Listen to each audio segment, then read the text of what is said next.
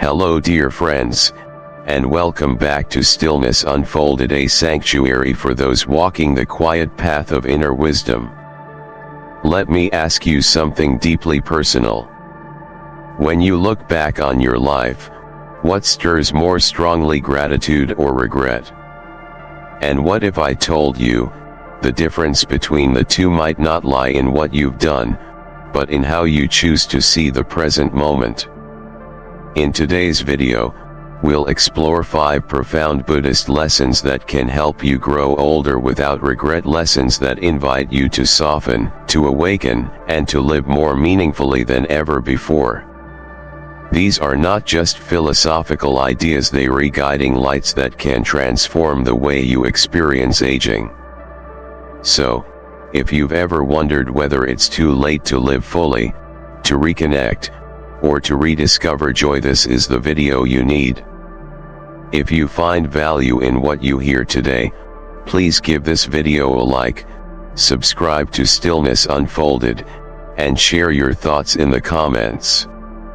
Every insight you offer helps build a community rooted in mindfulness, reflection, and compassion. And remember, this video holds more than just words. It carries a message that deepens with each minute. So stay with me until the end.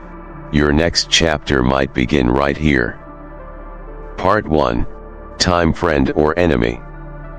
Embracing impermanence.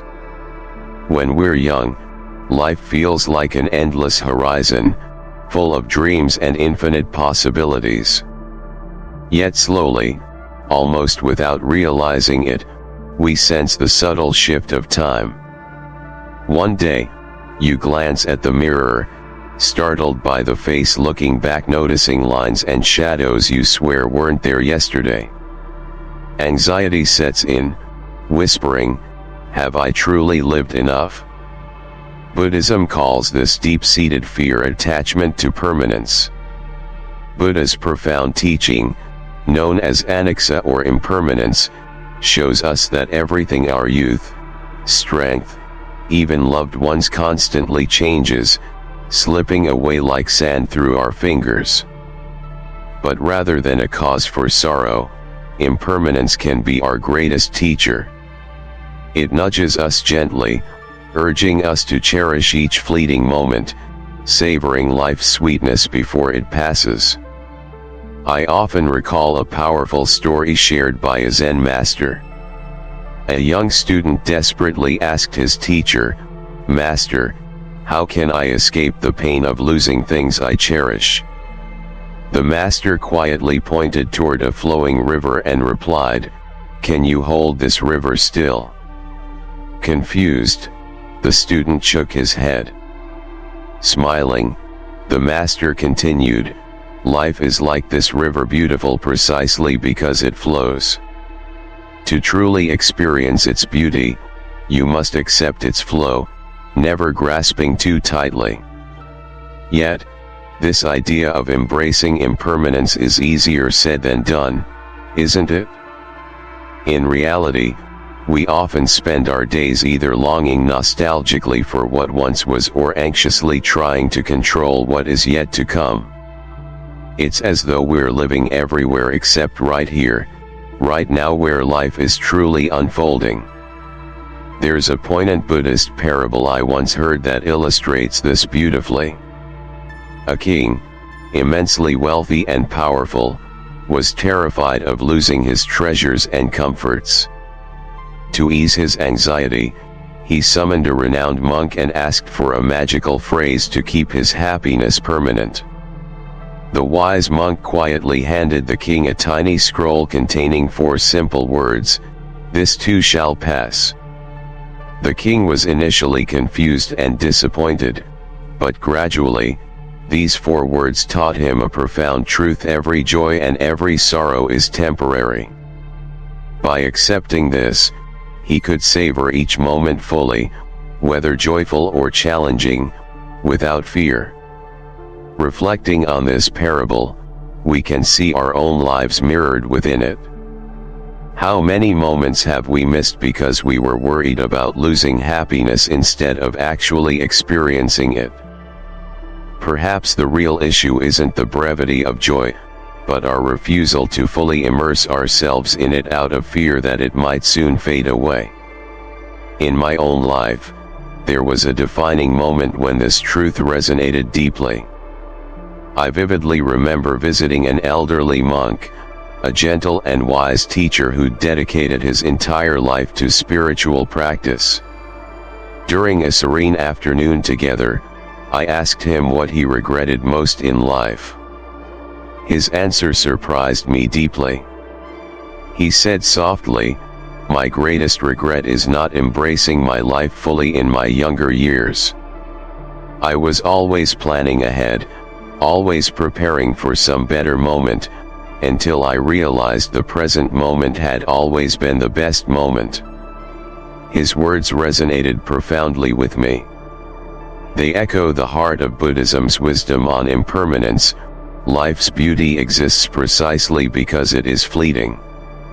The fragility of time does not diminish the value of each moment, it enhances it. Knowing life is transient can awaken a profound gratitude, allowing us to treasure each encounter, each sunrise, and each simple breath as extraordinary gifts. What if, instead of resisting impermanence, we chose to befriend it? Imagine embracing each moment with a heart wide open, fully present and awake. Impermanence would no longer feel like a thief stealing our precious days, but a gentle companion reminding us to live fully, genuinely, and without regret. When was the last time you paused fully, recognizing the preciousness of your life right here, right now? Share your thoughts in the comments. Let's encourage each other to live more intentionally. Part 2. The changing body from frustration to grace. One of the hardest truths about aging is accepting changes in our physical bodies. Tasks that once felt effortless, running, lifting, even simply remembering names, gradually become challenging. At times, our own body feels like an unfamiliar place, frustrating us deeply. Yet Buddhism gently encourages us to shift our perception. Rather than focusing solely on loss, we can discover wisdom in our changing physical abilities. Consider the quiet dignity of a mountain tree. When young, it dances gracefully with every breeze. As it grows older, it stands firm, its branches sturdy, rooted deeply into earth. Though less flexible, its presence offers strength, stability, and calm. I vividly remember meeting Samuel, a talented painter. In his prime, he painted vibrant, elaborate canvases, recognized widely for intricate detail. Age gradually took away his precision, hands trembling, vision fading. At first heartbroken, he adapted, embracing simpler, bolder strokes filled with profound emotion. His paintings evolved, now capturing the essence of subjects more powerfully than ever. In losing his technical precision, he discovered an emotional depth far greater than before. Our bodies, Buddhism teaches, aren't meant to remain unchanged forever. Instead, they're vessels guiding us toward deeper self-awareness, patience, and compassion. Perhaps limitations are life's gentle reminders to slow down, notice subtle beauty, and connect meaningfully. There's a well-known story in Zen tradition of an old martial arts master who had once been renowned for his explosive strength and sharp reflexes. As he aged, his movements slowed, his reach shortened. A younger student, eager to test him, challenged him to a friendly duel. With only the smallest, most calculated movements, the old master deflected every blow, not through speed, but through calm understanding and the mastery of timing. When the duel ended, the student knelt and said, "You have not lost power, master. You have become the embodiment of it. Aging doesn't steal our value, it simply transforms the way it expresses itself. There is a gentle Zen saying, "The body is a guest house, every day a new visitor arrives. Fatigue, stiffness, lightness, or ease. Welcome them all." This metaphor reflects a Buddhist teaching of equanimity, welcoming every experience, including physical discomfort, with calm awareness instead of resistance. When we treat these bodily changes not as intrusions but as visitors, we free ourselves from emotional suffering layered atop physical pain. I once met an elderly woman named Myra at a retreat center in Northern California. She had been a dancer in her youth, fluid, expressive, alive in every limb. Now in her 80s, walking with a cane, she smiled as she shared something that stuck with me. "My body no longer dances, but my spirit still does. Every time I feel the wind or hear music, I close my eyes and let it move through me."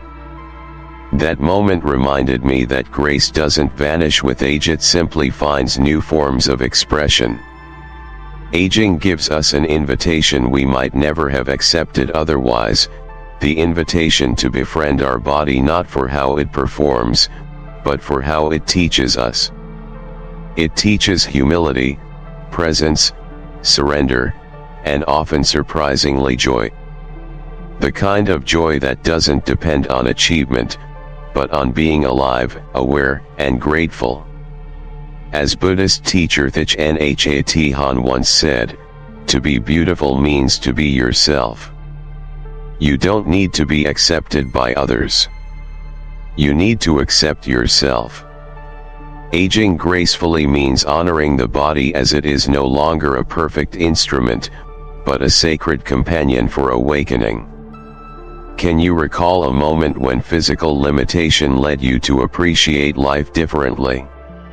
Share below to inspire others navigating similar challenges.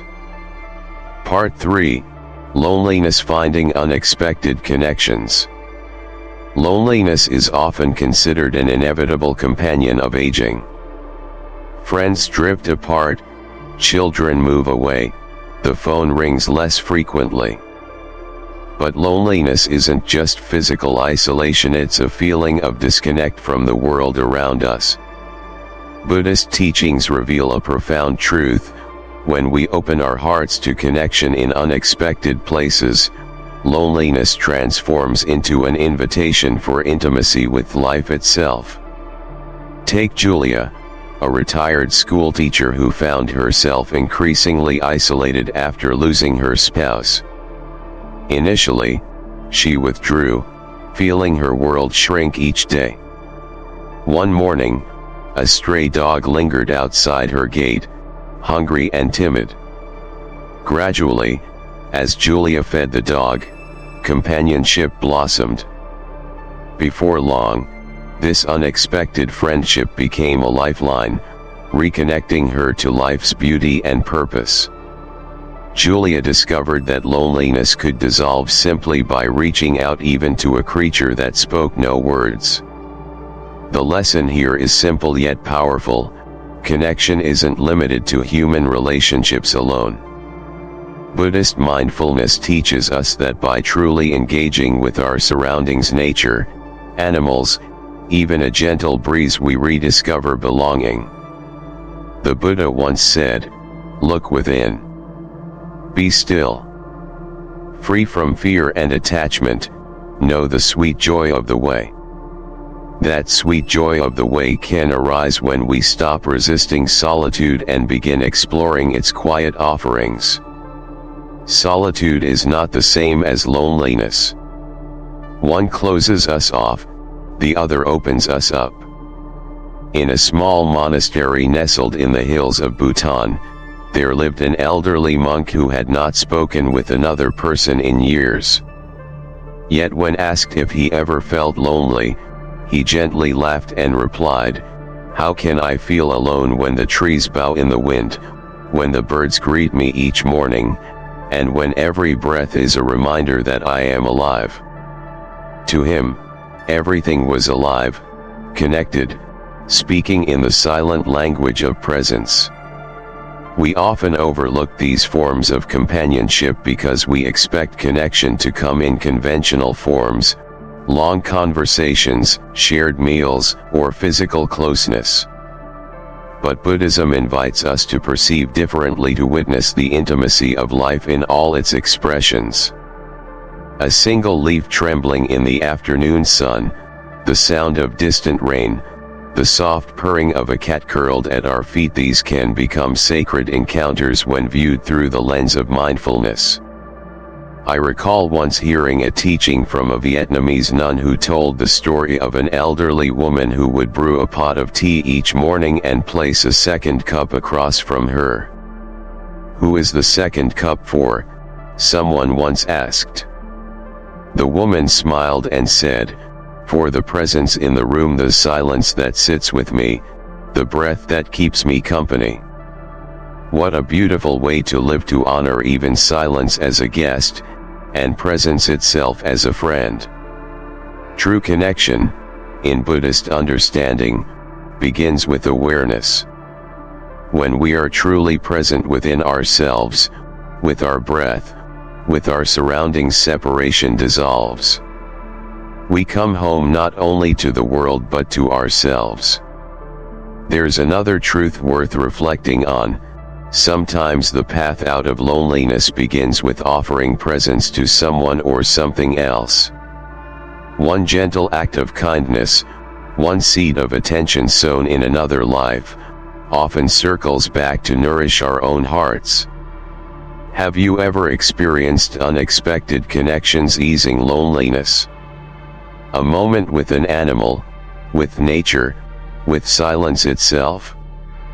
Please share your experience. Your story might offer hope to someone feeling isolated today. Part 4. Regret and Fulfillment. Choosing our present. Regret is a quiet shadow that often grows louder as we age. It whispers reminders of roads not traveled, dreams never pursued.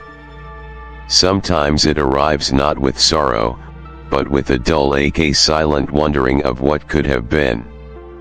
A career we never dared to change, a love we were too afraid to speak, a passion buried under years of responsibility. Yet, Buddhist teachings provide a liberating perspective. Regret is not our enemy, but a guide leading us toward deeper meaning in the present moment. There's a profound saying attributed to the Buddha. The best moment to plant a tree was 20 years ago. The second best moment is right now. This gentle truth carries so much hope. We cannot alter the past, but we can choose what we cultivate in the soil of today. Let me tell you about Emma, who spent decades longing to play piano. At 68, she decided, despite fear of ridicule or failure, to take lessons. Initially, her fingers felt clumsy, her rhythms flawed. Yet within months, the simple act of learning piano filled Emma's life with joy she never imagined possible. She realized something profoundly freeing: fulfillment doesn't have an age limit, it arrives precisely when we dare to embrace the present fully. She once told me, "I spent years grieving the music I never played. I didn't realize that silence could still become a symphony if I allowed myself to begin." Buddhism encourages us not to look back with harsh judgment, but with gentle awareness. In fact, regret can be transformed from heaviness into inspiration when we shift from "I should have" to "I still can." Consider the story of Ananda, the Buddha's devoted attendant. Toward the end of his life, Ananda wept, realizing he had spent so many years serving the Buddha, yet never attained enlightenment himself. The Buddha looked at him and said, "Your heart was never closed. Do not grieve the path not taken. Begin walking now." This story reminds us, even after long detours, the path is always beneath our feet. I once met Robert, a former mechanic who had always wanted to learn photography but dismissed it as impractical. At 72, his granddaughter gifted him a second-hand camera. He wandered the parks, unsure of angles and settings, simply clicking what caught his eye. 6 months later, his photos were featured in a local art show haunting portraits of trees, empty benches, and quiet rivers. He told me, "The beauty I missed for so long was always around me. I just never stopped to look until now." This is the power of embracing the present. It doesn't rewrite the past, it redeems it. Every time we act on something meaningful today, we heal a small piece of regret and affirm that now still matters. And if there's one deeper lesson here, it's this: regret cannot thrive in the presence of action. The moment we begin, no matter how late it feels, is the moment we reclaim authorship over our lives. As Thich Nhat Hanh wisely said, life is available only in the present moment. If you abandon the present moment, you cannot live the moments of your daily life deeply. So let us live deeply, starting now. What's one dream you'd love to start today, no matter how small? Perhaps a hobby, a letter you've long postponed, or simply making time for joy. Share your aspirations with us. Your courage might inspire others to begin their journeys too. Part 5: Purpose Beyond Productivity. Modern society often equates worth with productivity, careers, achievements, status. Yet, as we age and step away from these external markers of success, many struggle with the daunting question: who am I if I'm no longer productive? Buddhism offers a profoundly liberating perspective. Purpose is deeper than productivity. It thrives in genuine presence, kindness, and meaningful connections. Consider Thomas, once a high-powered executive who felt lost and worthless after retirement. Desperate for purpose, he volunteered at a community garden. Initially, he saw it as simply occupying empty hours, but soon discovered profound satisfaction in simple acts of gardening alongside others. Thomas realized his true worth wasn't tied to accolades or achievements, but rooted in authentic connections, generosity, and presence, gifts infinitely valuable, especially in life's later chapters. There is a beautiful teaching in the Buddhist Dhammapada: if one speaks or acts with a pure mind, happiness follows like a shadow that never leaves. This happiness is not earned through grand accomplishments, but through the purity of intention and sincerity of presence. I once met a woman named Clara who had worked as a nurse for over 40 years.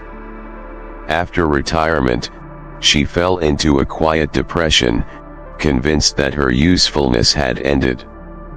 "All my life, I helped people," she told me. "Now, no one needs me." But one day, she began writing letters, simple handwritten notes to residents in a local senior home. Some were short blessings, others stories or jokes.